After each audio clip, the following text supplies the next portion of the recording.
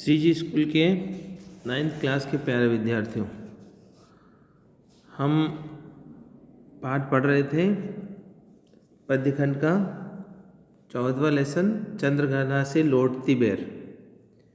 पिछले पदों में हमने पढ़ा था कैसे कवि केदारनाथ अग्रवाल चंद्रघना जो गांव होता है वहाँ से लौटते हुए आते हैं और वो रास्ते में क्या क्या देखते हैं। खेत के किनारे बैठते हैं मेड़ की पाली पर और वहाँ पर वह चने को, अलसी को, पोखर को और देखते हैं, उनके मानवीकरण करते हैं, उनका मानवीय रूप पहनाते हैं, उनको मानव के रूप में देखते हैं कि कैसे प्रकृति पूरा स्वयंवर कर रही है और उस स्वयंवर में कैसे चना मोटड़ा बांध के, साफा बांध के दूल्हा बना हुआ है और अलसी हटीली उसकी दुल्हन और सरसों जो है वो भी एक नायिका की तरह पीले हाथ किए हुए दुल्हन की तरह स्वयंवर में हिस्सा ले रही है और वह भी स्वयंवर का एक हिस्सा है, वह भी युवावस्था को प्राप्त हो गई और वर को चुनने के लिए तैयार है।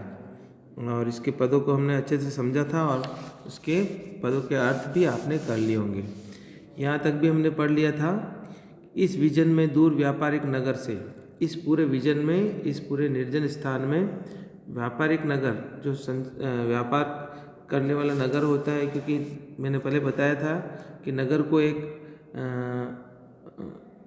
बिजनेस पॉइंट मानते हैं जो स्वार्थ से भरा होता है, जहाँ पे लेन देन की भाषा होती है, और गाँवों को प्रेम की भूमि मानते हैं क्योंकि वहाँ पर किसान बीज पैदा करता है, धन धान्य पैदा करता है और प्रेम से जीता है, वो निस्वार्थ भाव से जीता है। इसलिए गांव को प्रेम की भूमिका है और नगर को व्यापारिक भूमिका है।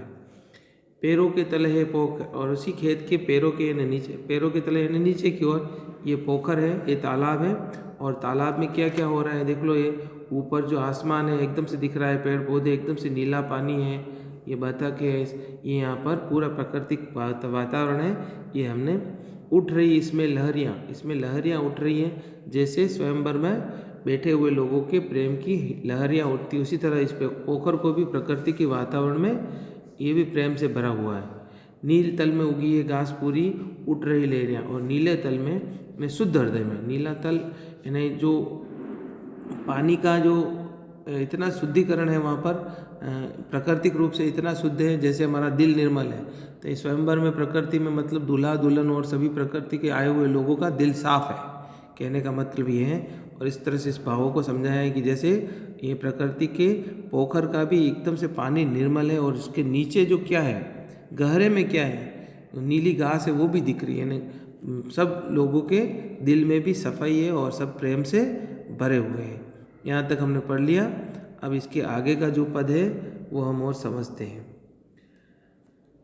चंद्रघना से लौटती बेर, ये आगे का पद है। एक चांदी सा बड़ा सा गोल खंबा, एक चांदी का, चांदी चमकीली होती है और सफ़ेद होती है, तो बड़ा सा गोल खंबा, ये जो देख रहे हो आप चांदी का गोल खंबा एकदम से लंबा जो दिख रहा है, ये पिलर, तो ये कोई पिलर है नहीं, ये पानी का पोखर है और इधर से सूर्य से, तो सूर्य अपनी रोशनी फेंक रहा है, तो सूर्य की रोशनी से क्या हो रहा है, ये पानी के ऊपर जो एकदम से फोकस गिर रहा है, जैसे हम टॉर्च का प्रकाश डालते हैं अंधेरे में या फिर किसी पानी पर, तो एकदम से वो लंबा खंबा का खंबा दिखता है, गोल गोल फोकस होता है। तो उसी तरह से सूर्य की जो एकदम प्रकाश है वो एक पानी में गिर रहा है सूर्योदय होते समय सवेरे के, तो एकदम से गोल खंबे जैसा लंबा दिखाई दे रहा है। आँख का चमकता, क्योंकि एकदम से वो पानी का रिफ्लेक्ट करता है, पर उसको एकदम से प्रतिबिंबित करता है, पानी एकदम से वापस रिफ्लेक्ट करता है। कांच पर जैसे फोकस मारते हैं तो वापस उसका एकदम प्रतिरूप चमकता है, उसी तरह से पानी वापस रिफ्लेक्ट हो रहा है, वो चमक रहा है। आँख का चमकता, और आपका आँखों को एकदम से चमकाता है कई पत्थर किनारे, और छोटे छोटे पत्थर भी किनारे बैठ वो पड़े हुए हैं, पी रहे हैं चुपचाप पानी, और वो पानी को पी रहे हैं चुपचाप, उस पानी को पी रहे हैं, उसमें डुबके ले रहे हैं। ऐसा है कि पत्थर एकदम से आँखों को, एकदम से आँखों की रोशनी चुंधिया रही है उससे, और ऐसा लग रहा है जैसे वो किनारे पड़े हुए पत्थर है तो वो एकदम से घूंट घूंट पानी पी रहे हैं। प्यास जाने, और इनकी जाने लगता है कि कब प्यास बुझेगी, कब से पड़े पड़े पानी पिए जा रहे हैं और इनकी प्यास कभी बुझने वाली नहीं, इनको तृप्ति नहीं होने वाली, क्योंकि ये प्रकृति के रूप में ये पत्थर हैं, ये प्यासे हैं। इनकी इस प्रकृति की अलौकिक लीला को या इस अमृत पान करते हुए ये मस्त हो रहे, इनकी प्यास कभी बुझने वाली नहीं है। तो इस तरह से इसका पत्ता है। एक चांदी का गोल खंभा किसे कहा है? सूर्य के प्रकाश को कहा है। और कई पत्थर किनारे पड़े हुए हैं, तो वो यूँ प्यासे लोग होते हैं। जिस तरह से मीठा रसपान किसी को कराओ या प्यास की, ऐसी प्यास है जो प्रकृति की कभी बुझने वाली नहीं। जैसे कवि केदारनाथ कहता है कि मैं जैसे पोखर के किनारे गया तो मुझे उस पोखर की और प्राकृतिक वातावरण की प्यास वो पीते ही जा रहा हूँ तो भी बुझ नहीं रही, उसकी पत्थर के समान हो। ये भी दोनों तीनों अर्थ है, ठीक है। तो ये दोनों तीनों अर्थ इसमें आप समझ गए होंगे। नेक्स्ट इसका पद है चुप। चुप खड़ा बगुला एक। चुप खड़ा हुआ बगुला एक टांग पे खड़ा हुआ है। क्योंकि बगुला देख रहे हो आप, एक टांग पे। अक्सर बगुले की आदत होती है दो टांगों पे खड़ा नहीं होता है वो, क्योंकि एक टांग थक जाती है, कितनी देर घंटों खड़ा रहता है बगुला। बगुला भगत उनको कहते हैं जो मन में कपट होता है। ऊपर से तो सफ़ेद कपड़े हैं, सफ़ेद दिख रहा है, लेकिन मन इसका कुटिल है, कब मछली आए उसको खा लूँ। तो मन से जो मेले होते हैं उसके लिए बगुला शब्द का प्रयोग किया जाता है। जैसे लोमड़ी के लिए चालाक, कौवे के लिए चतुर, उसी तरह बगुला भी एक पक्षियों में धूर्तता का प्रतीक होता है। जो बगुला भगत होते हैं जिस तरह से माला वाला फेरते हैं और मन में कुटिलता होती है, तो ये इसी तरह से एक ध्यान मुद्रा में चुपचाप आंखें बंद कर बैठा हुआ है। ऐसा लग रहा है बहुत बड़ा ध्यान कर रहा है, लेकिन जैसे ही मछली आती है पैर में तो उसको खा जाता है। चुप खड़ा बगुला डुबाए टांग जल में। एक टांग पे खड़ा हुआ है, जैसे एक टांग में योगी बाबा खड़ा हुआ। देखते ही मीन चंचल। देखते ही मीन का मतलब मछली।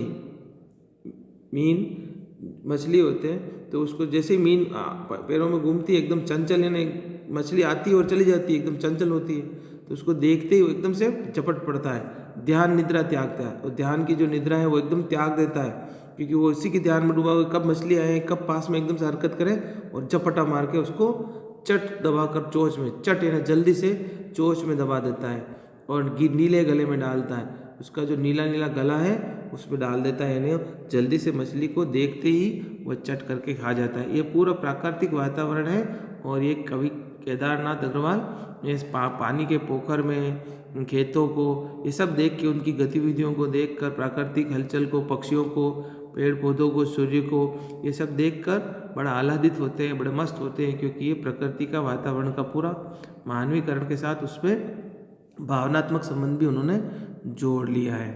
तो ये आपको समझ में आ गया हो। बगुला किसके इंतजार में खड़ा है? कि मछली के इंतजार में खड़ा है। ध्यान निद्रा कब त्यागता है? कि मछली के आते ही वो ध्यान निद्रा त्याग देता है, और मछली को देखते ही वो क्या कर देता है? चट से मुंह में दबा लेता है। इसके प्रश्न बन जाते हैं। इसके आगे हमारा दूसरा जो पद होगा चंद्र। एक काले माथ वाली चिड़िया चतुर।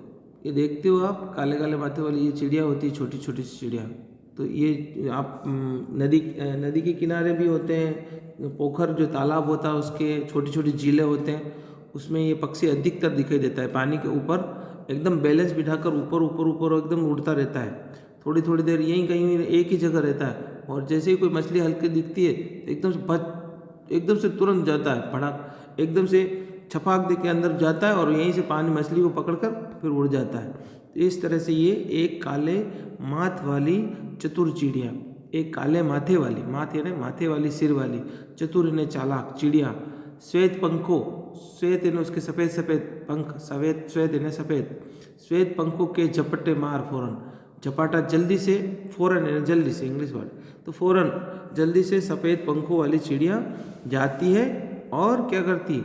टूट पड़ती है एकदम से, छपाक से अंदर जाती है भरे जल के हृदय पर। ये भरा हुआ जल है, इसके हृदय पर एकदम से ऊपर जाकर छपाक से छपाका मारती है। क्यों मारती हैं?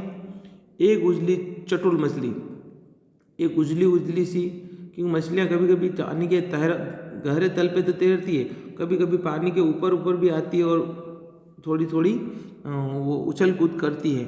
उछल कूद करने की उनकी, पशु भी खेलते हैं आपस में, पक्षी भी खेलते हैं, जलचर भी खेलते हैं, तो एकदम से उछल कूद करती ऊपर आती है। उसी समय ये ताक लगाकर उड़ती हुई ऊपर चिड़िया की, कब कोई मछली ऊपर आए, ऐसा इंतजार करती हुई ये मछली एकदम से देखती है उसको, मछली को ऊपर एकदम पानी की सतह पर आते ही, तो एकदम से वह झपट्टा मार के एकदम से छपाक से जाकर अंदर चोंच पीली में दबाकर, उसकी पीली पीली जो चोंच है, उसकी पीली पीली जो चोंच है उसमें उसको दबा लेती है, इन्हें खाने के लिए आतुर होती है, दूर उड़ती कर और उसको लेकर आकाश में उड़ जाती है, आकाश में चली जाती है और उसको मुंह में खाकर अपना पेट भर लेती है। तो इस तरह से इसको वापस समझ लेंगे। एक काले माथे की चिड़िया चतुर है, चालाक है, उसके श्वेत पंख है, सफ़ेद पंख वाली है, झपाटे मारती है, फौरन तुरंत से वो झपट्टा मार लेती है देखते ही। ये देख लो आप, ये छोटी सी चिड़िया है और ये ऊपर उड़ती उड़ती एकदम से बैलेंस बिठाती है, नीचे जाकर टूट पड़ती है भरे जल में। भरे जल में पानी का जो भरा हुआ है उसमें टूट पड़ती है। जैसी मछली देखी यहाँ पर, तो उसको एकदम से आकर झपट्टा मार कर खाकर एक उजली चटुल मछली, उजली से चटुल चालाक मछली, चंचल मछली को देखती है, चोंच में पीली पीली इसकी चोंच है, उसमें दबाकर उड़ती है गगन में। गगन यानी आसमान में उड़ जाती है। गगन, आसमान, नभ, व्योम, अंबर, अंतरिक्ष इसके पर्यायवाची है। ठीक है, इसके आगे का जो पद है वो ये है, आप समझ लो इसको भी। और यहीं से और जो दिखता है कि कवि जिस स्थान पर बैठा है वो कैसी है, और यहीं से यानी खेत है, पेड़ है, इधर पीछे तो कई बीच में से उसकी ट्रेन की पटरी भी जा रही है, क्योंकि गांव है, गांव के बीचों में से ट्रेन जाती है, कितने गांव से जंगलों में से होकर निकलती है। तो ऐसा घर है चंद्रगहना, ऐसा गांव है, उसके पास से रेल की पटरी गुजर रही है, उसकी खेत है, खेत में बीच में से किनारे होती हुई भूमि ऊंची है, उसकी कुछ भूमि का लेवल ऊंचा है, तो ऊंचा लेवल होने से वहाँ पे पटरी बिछा रखी। ऊंची भूमि है जहाँ से रेल की पटरी गई, ऐसी ऊंची भूमि है जहाँ से रेल की पटरी जा रही है, यानी वह रेल की पटरी बिछा रखी है। ट्रेन का टाइम नहीं है, और अभी वहाँ पर ट्रेन का टाइम नहीं है। ट्रेन का जो टाइम होता है कितने बजे आना है, सुबह की, दिन की, शाम की है, क्योंकि कम ट्रेनें चलती होगी, ऐसा कोई ज़्यादा जंक्शन वाला रूट नहीं होगा, या ज़्यादा ट्रेनें जाने वाला रूट नहीं होगा, तो कम समय अभी उसका ट्रेन का आने का टाइम नहीं है। मैं यहाँ स्वच्छंद हूँ, मैं यहाँ पर स्वच्छंद हूँ, यानी स्वच्छंद का मतलब होता है कोई उसका रोकने टोकने वाला नहीं है। मैं यहाँ पे स्वतंत्र रूप से हूँ, मेरे कोई गतिरोध नहीं है, मेरे को कोई आज़ाद हूँ, मनमोजी हूँ, कोई अवरोध नहीं है, चिंता मुक्त हूँ, मैं स्वच्छंद हूँ। स्वतंत्र और स्वच्छंद में थोड़ा सा फर्क होता है कि स्वच्छंद में मतलब खुद अपनी इच्छा से कोई बिना रोक टोक या दबाव के जाना नहीं। मैं यहाँ स्वच्छंद हूँ, मुझे कोई जाना नहीं है, मुझे कोई काम नहीं है, और मैं ट्रेन का समय भी नहीं है कि ट्रेन आने वाली है तो मैं ट्रेन की पटरी के आसपास आ रहा जा रहा हूँ, खेत को देख रहा हूँ, तो ऊंची भूमि है, यहाँ पर मैं आकर बैठ गया हूँ। तो ये सब कवि कहता है अपने भाव से कि वहाँ से ट्रेन की पटरी निकल रही है, ऊंची भूमि है, और ट्रेन का समय भी आने का नहीं है, मैं यहाँ पे स्वच्छंद रूप से हूँ, मन का मालिक हूँ, और मैं कहीं जाना नहीं चाहता हूँ। और ये कौन सी जगह है? चित्रकूट की अनगढ़ चौड़ी। चित्रकूट है, चित्रकूट नगर आप जानते ही हो उत्तर प्रदेश में, तो उसी जगह का पास में उत्तर प्रदेश की उसके इलाके का है चित्रकूट, यहाँ पे राम जी का घर है। तो चित्रकूट अनगढ़ चौड़ी, अनगढ़ यानी जो बिना गढ़ी हुई है, जो कोई ऐसे रास्ते बनाए नहीं हुए, चौड़ी चौड़ी जो चोटियाँ हैं, ऊंची ऊंची पहाड़ियाँ, कम ऊंची पहाड़ियाँ, ऊंची एकदम से, जो अपने राजस्थान की ऊंची ऊंची एकदम से शंकुआ कुमार एकदम से होती है, वैसी पहाड़ियाँ नहीं है, वो एकदम से चपटी चपटी, ऊंची कम है लेकिन पहाड़ियाँ हैं, थोड़ी ऊंचा लेवल है उनका। तो ऊंची ऊंची पहाड़ियाँ अनगढ़ है, जिनको बनाया हुआ नहीं है, वो दूर दिशाओं तक फैली हुई है, दूर दूर एकदम से ऊंची ऊंची चोटियाँ हैं, और एकदम से उनका ऊंचाई भाग कम है और चौड़ी ज़्यादा है, और वो दूर दिशाओं तक ज़्यादा लंबी फैली हुई है। ऐसी ये चोटियाँ हैं, और यहाँ पर मैं बैठा हुआ हूँ और इस पूरी प्रकृति के वातावरण को देख रहा हूँ, और उसको देखकर मस्त हो रहा हूँ, और ये मुझे बहुत अच्छा लग रहा है। इस तरह से ये इसका वर्णन है। इसके आगे हम पढ़ेंगे। बांझ भूमि पर, बांझ भूमि किसके कहते हैं? बांझ यानी जो धरती कुछ भी पैदा नहीं करने वाली। जैसे रूखी सूखी भूमि, जहाँ पर झाड़ झंझार होते हैं, जहाँ पे खेती नहीं होती है, जहाँ पे किसान अपने बीज वगैरह नहीं डालते, ऐसी ये पड़ी हुई भूमि है। जैसे देख रहे हो आप, ऐसी बेकार की भूमि जहाँ पर झाड़ झंकार होते हैं और कुछ भी जहाँ पे पैदा नहीं होते। इधर उधर रीवा के पेड़, ये रीवा के पेड़ हैं, कांटेदार पेड़ होते हैं, बबूल के जैसे छोटे छोटे होते हैं, जो ऐसे रीवा के पेड़ हैं, ये रीवा के पेड़। इधर उधर रीवा के पेड़ कांटेदार कुरूप खड़े हैं। कांटेदार और कुरूप है, ज़्यादा सुंदरता नहीं है, क्योंकि कांटे ज़्यादा और उनमें न तो फल लगते हैं न ज़्यादा हरे हैं। तो इधर उधर रीवा के पेड़ कांटेदार और कुरूप खड़े हैं, कांटेदार और कुरूप बन के खड़े हुए हैं। सुन पड़ता है मीठा मीठा रस टपकाता, और सुग्गे का स्वर उस समय सुनाई पड़ता है। मीठा मीठा है ना, मीठे रस से भरा हुआ। सुग्गा कहते हैं तोते को, तोता पैरट को। तो सुग्गा तोता बोलता है, टें टें टें टें टें टें टें आवाज़ आता है, तो घूमते जाता है इधर उधर। तो वो ज़्यादा इधर उधर उड़ रहा है और इन पे बैठता है। तो उसी समय ये तोते की एक मीठा स्वर भी उसको सुनाई देता है, तोता उड़ता हुआ इधर उधर जा रहा है। तो ऐसे बांझ भूमि में जहाँ पे कोई भी खेती नहीं हो रही है, ऐसे ही पेड़ कांटेदार उगे हुए हैं, रीवा के पेड़ उगे हुए हैं, कांटेदार और कुरूप है, ज़्यादा सुंदर नहीं है, उनमें हरियाली भी नहीं है, फलदार भी नहीं है। और उसी समय केदारनाथ अग्रवाल जी को ये स्वर सुनाई देता है, टे टे टे टे का, तोते का बोलते हुए टे टे बोलता रहता है तोता। सुग्गा यानी तोता, ये आपने समझ लिया। सुग्गा यानी तोता, टे टे उसका स्वर, मीठा उसकी ध्वनि, कांटे कुरूपदार पेड़ है, रीवा बांझ भूमि।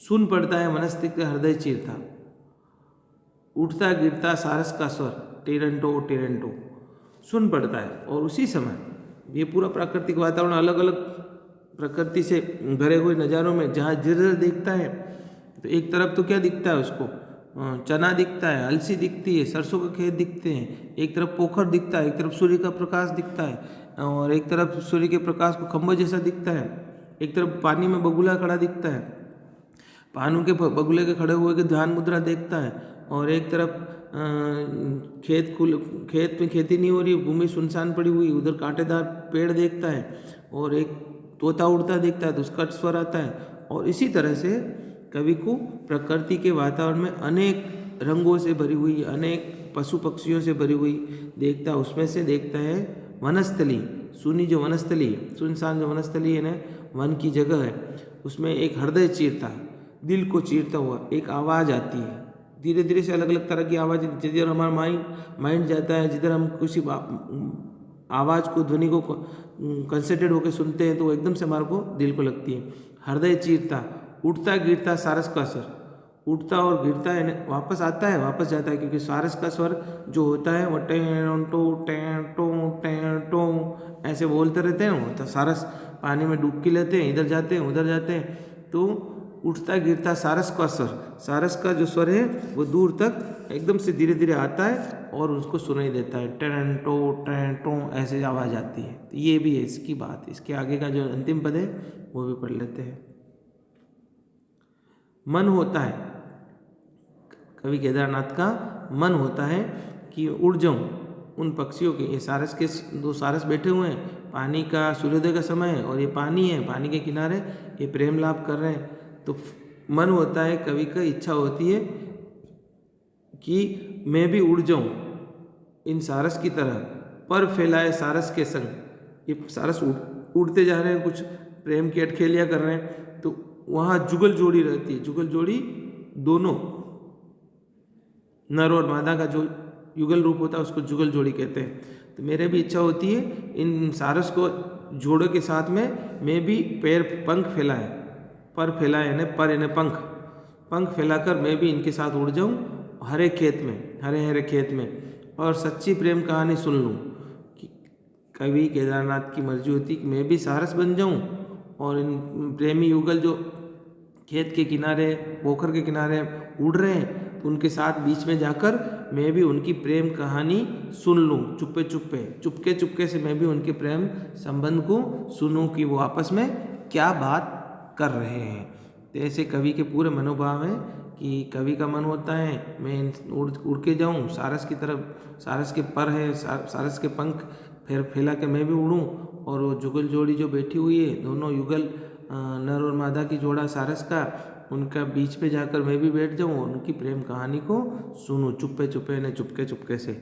ऐसे पूरे केदारनाथ के इनके भाव हैं मन के, और वो उड़कर पोखर में, खेतों में, नदी किनारे सब देखना चाहता है, और किस किस तरह से एक चिड़िया झपट्टा मार के मछली को खा रही है, बगुला कैसे टांग पर बैठा है। तो ये पूरा सब वर्णन है, ये सब आपने अच्छे से गांव के किनारे खेत का जो दृश्य है, और इसमें जो मानवीकरण किया गया है वो भी पद है, उसका भी आपको मैंने बता दिया।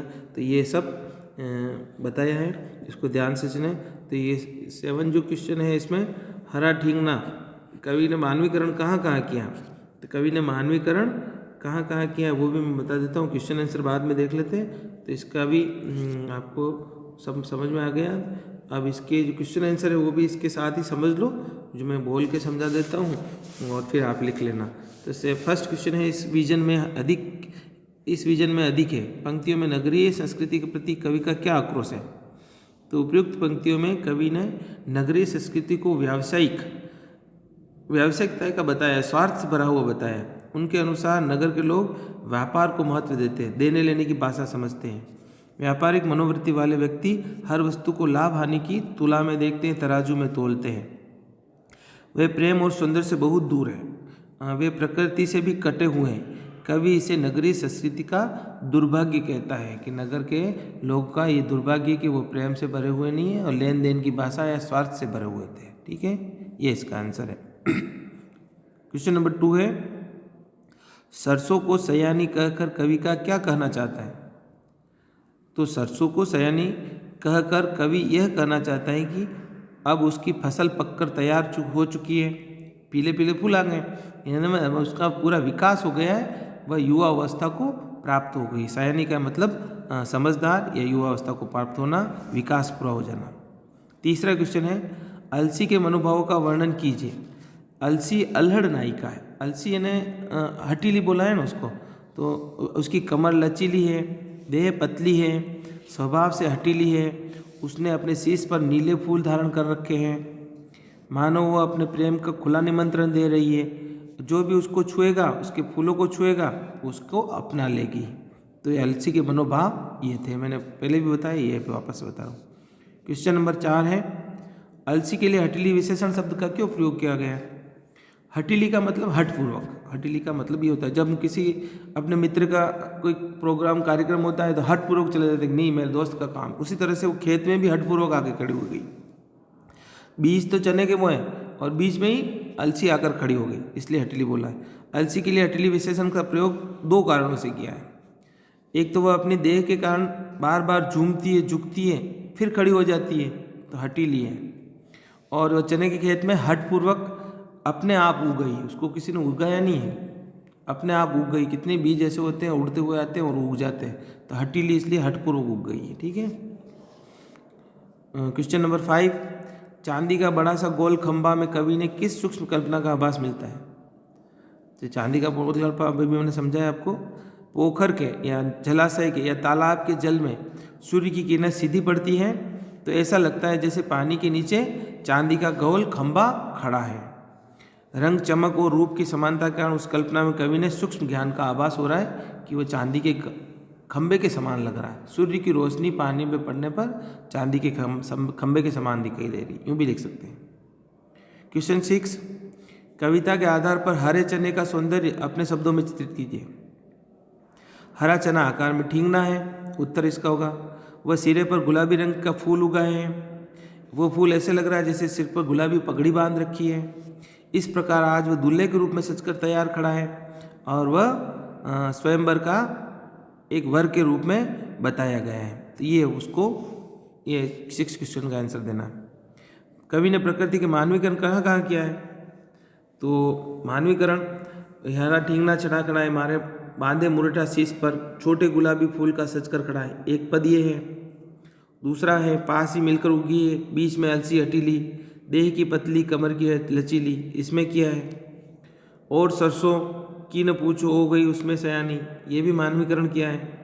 फाग गाता मासून मास फागुन, इसमें भी किया है। कई पत्थर किनारे पी रहे हैं चुपचाप पानी, इसमें भी किया गया है मानवीकरण का। तो इसमें इन सभी पदों में मानवीकरण अलंकार है। कविता में उन पंक्तियों को, क्वेश्चन लास्ट है 8th, कविता की उन पंक्तियों को ढूंढिए जिसमें निम्नलिखित भाव व्यंजित हो रहा है। चारों तरफ सूखी जमीन, उजाड़ जमीन, लेकिन वहाँ भी तोते मधुर स्वर में स्पंदित कर गई। तो ये मैंने बताया था चित्रकूट की